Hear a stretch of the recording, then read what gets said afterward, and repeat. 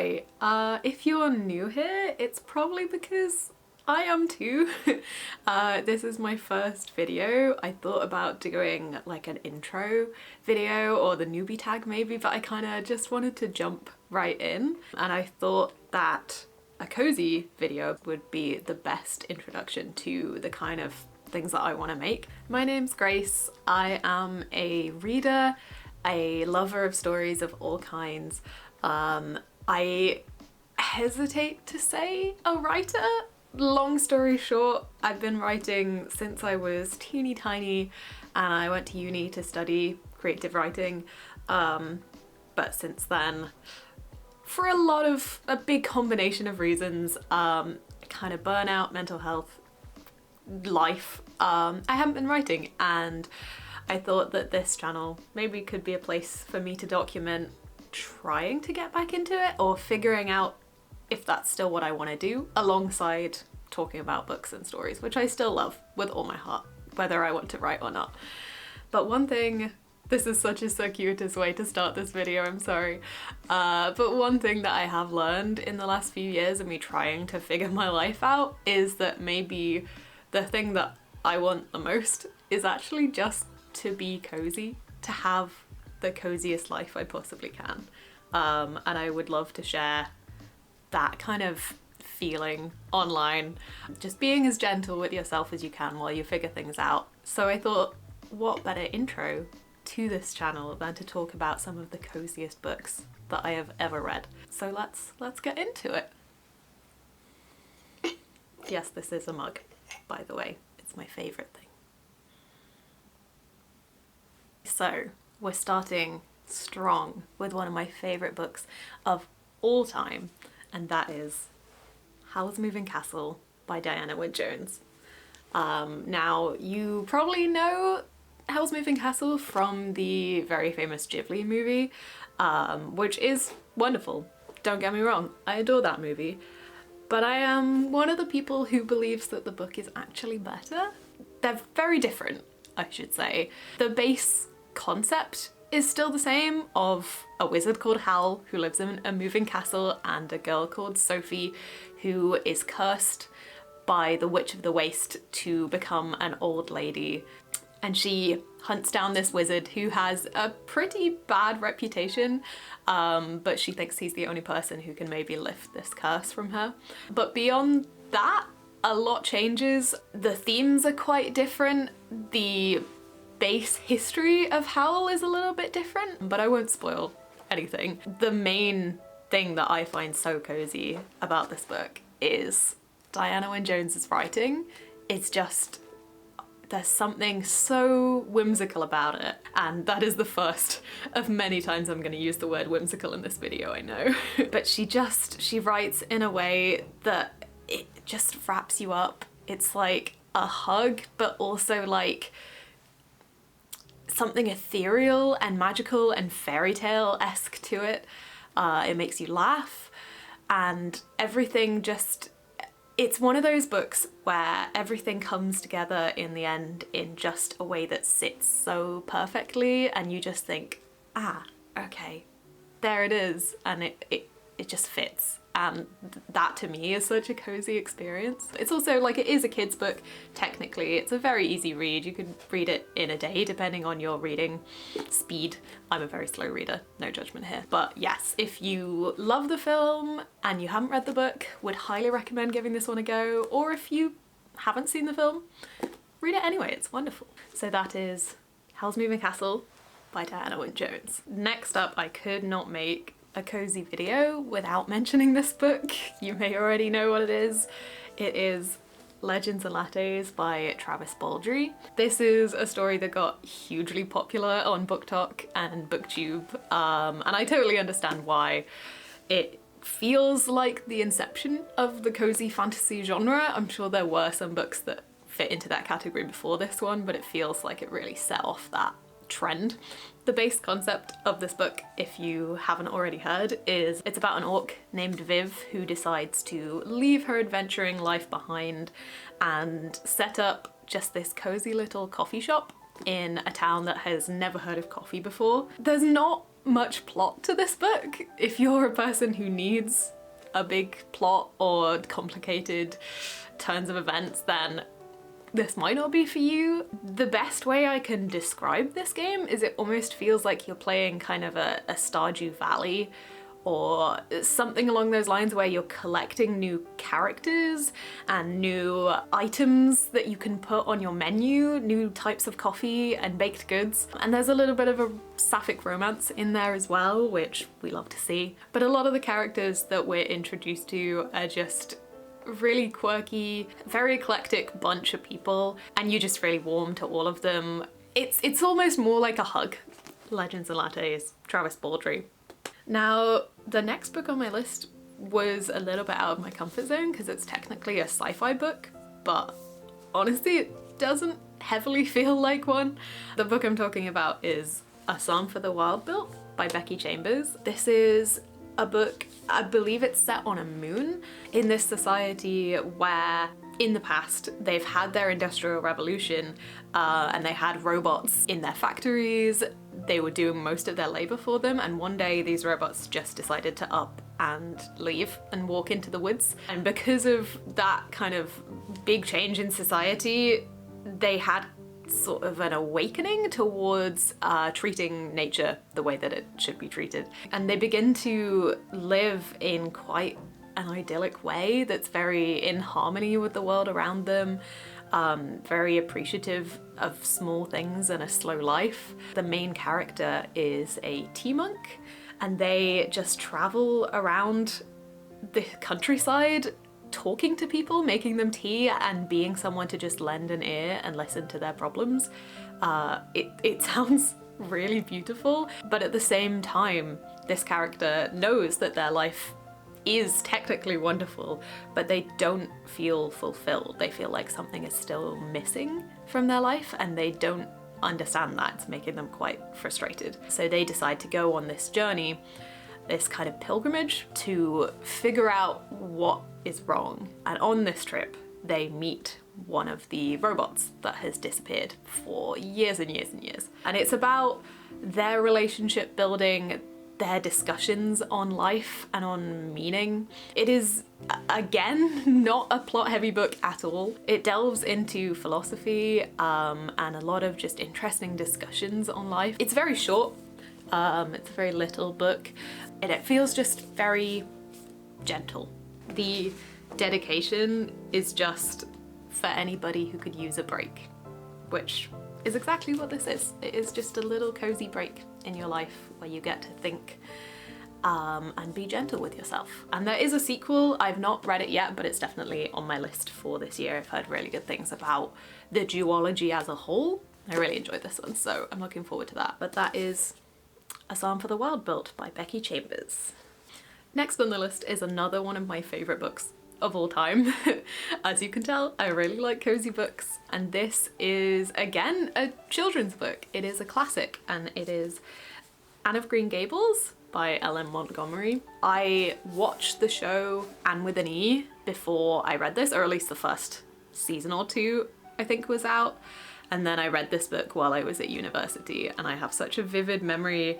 My windowsill in my dorm was big enough that I could sit on it. I could use it like a little window seat, and I sat in the summer and read this book on my windowsill, and I just adored it. If you don't know, this is a story about an orphan named Anne with an E at the end who is adopted kind of by accident. The people who adopt her want a boy to help work on their farm, but when she shows up, they end up deciding to keep her, and it is just such a lovely story about her life, her growth, as she goes through school on this tiny little island in Canada, and her relationship with these new adopted parents, her relationship with her friends and her enemies at school. You may have heard of the scene where she smashes a slate over the head of Gilbert Blythe, and an icon is all I can say.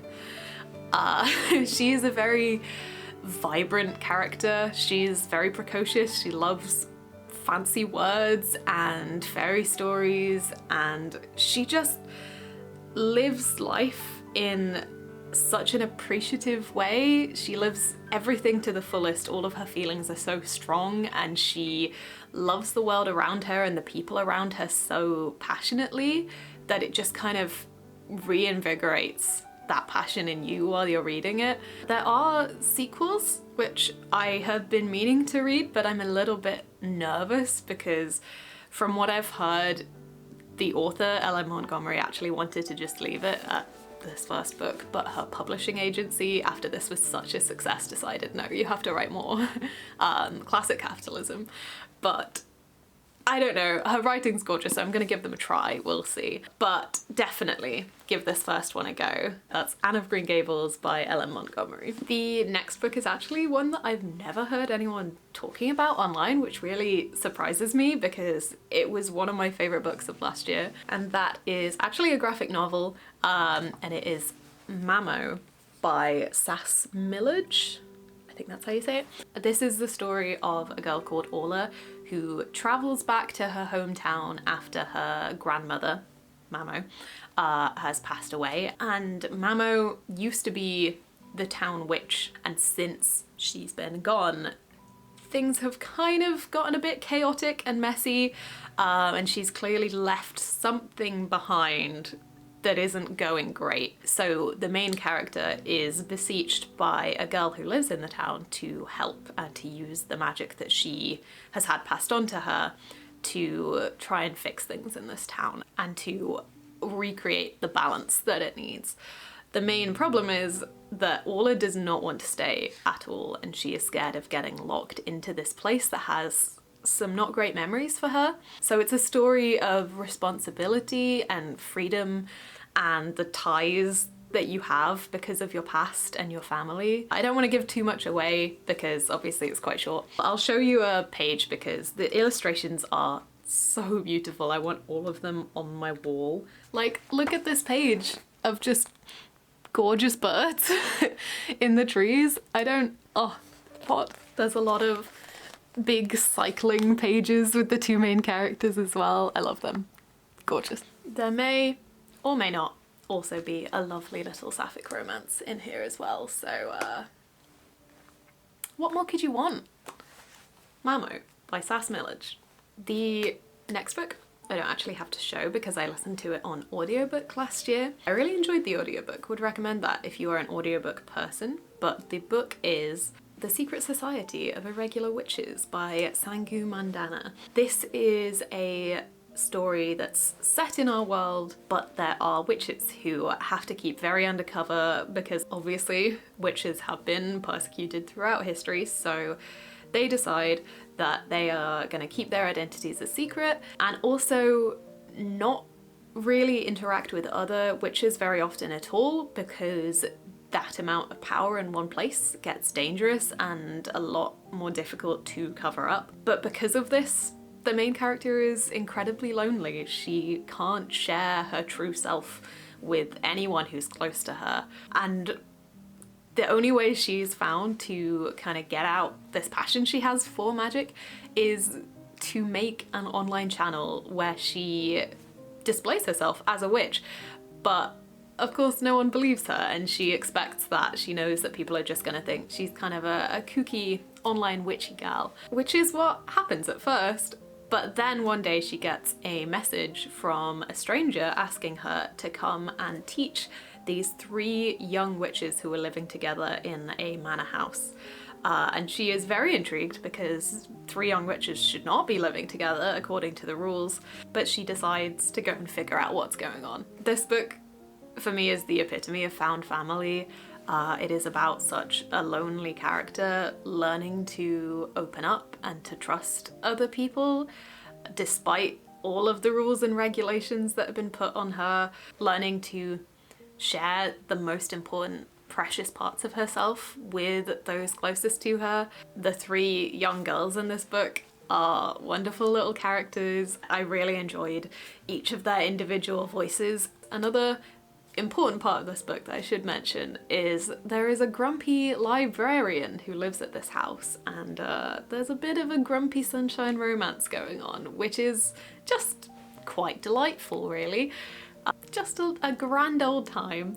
Also, the magic is just not too heavy in this one. It's good fun. The system isn't too intense, so you don't need to be like a fantasy heavy person in order to enjoy this book.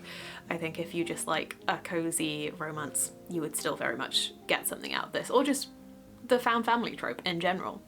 This is a perfect place for that. So that is The Very Secret Society of Irregular Witches by Sangu Mandanna.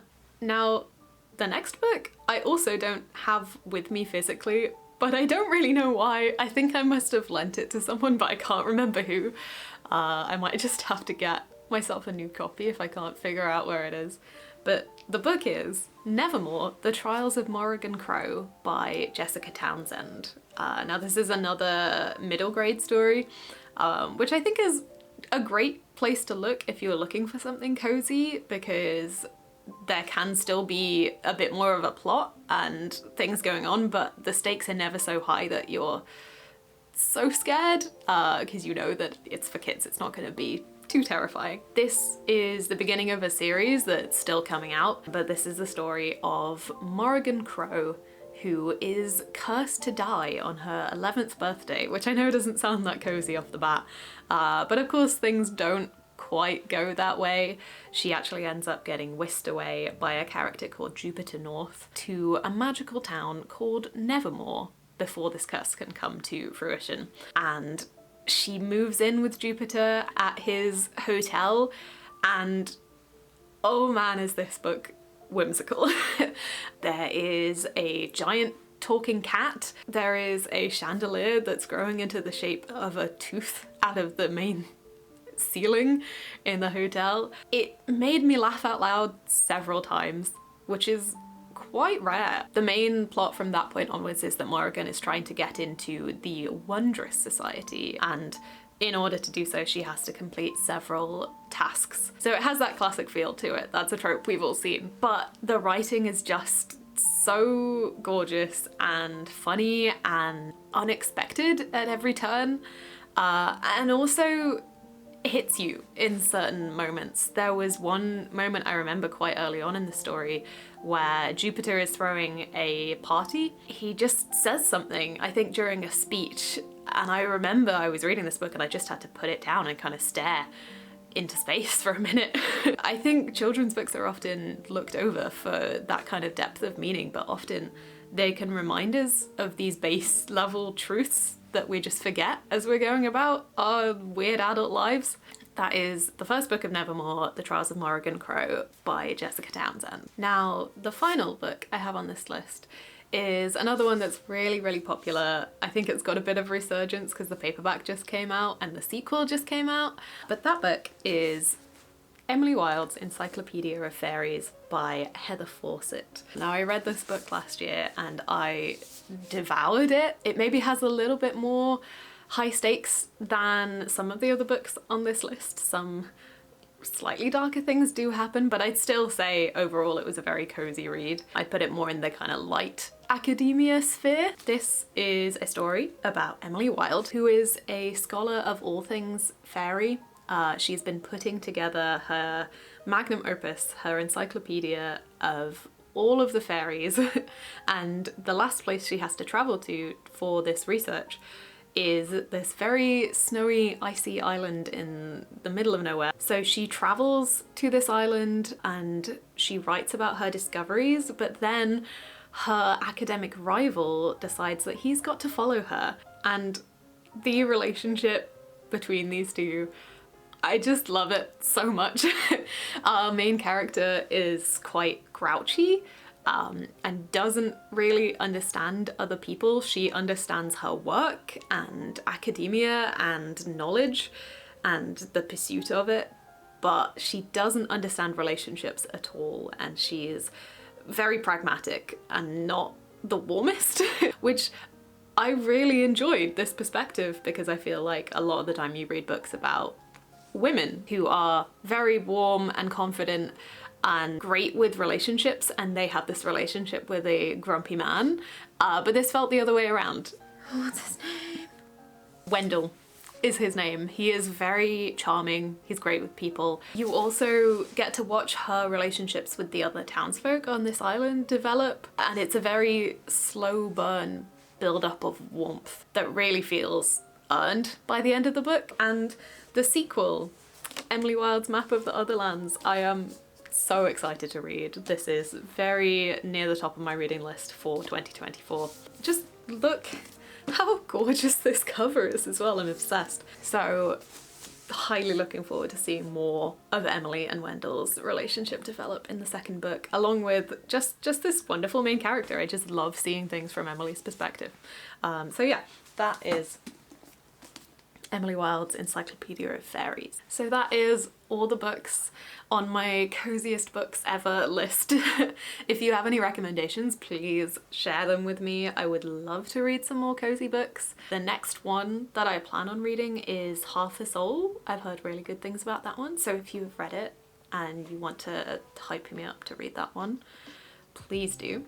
And if you stuck around to watch all of my first video, then I appreciate that so much. It is lovely to have you here. If you are someone who would appreciate some more cozy content in your life, I would love to have you here if you fancy subscribing. And if you're a writer yourself, especially if you're one who is struggling, then please drop me a comment. Let me know that I'm not the only one. Or if you're someone who's not struggling, then explain to me how. Either way, lovely to have you here. I appreciate it so much. And I'll see you very soon. So, bye-bye.